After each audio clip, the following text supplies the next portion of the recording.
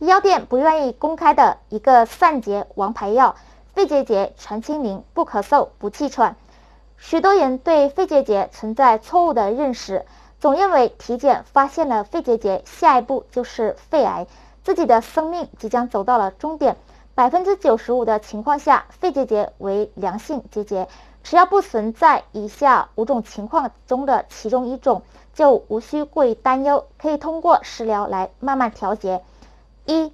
结节周围的胸膜有牵扯。2. 结节有透亮的小泡。3. 结节周围像圆圆的月亮。4. 结节里面有血管。5. 结节周围有角刺。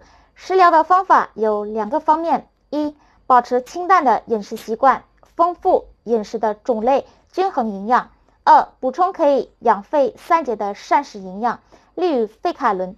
费卡伦含有从麦芽中提取的高浓度硒，硒元素具有较强的抗癌作用，能够预防细胞癌变，提升免疫细胞机能，修复受损的肺部组织黏膜。此外，费卡伦中还含有甘草、桔梗、白芷、橘皮、麦芽粉等天然散结食材，性质都属于温和。这些食材综合能够改善肺部功能，增强肺部心肺功能，同时呢，还可以起到清热解毒、抗炎消毒，最终达到清除肺结节病灶的作用。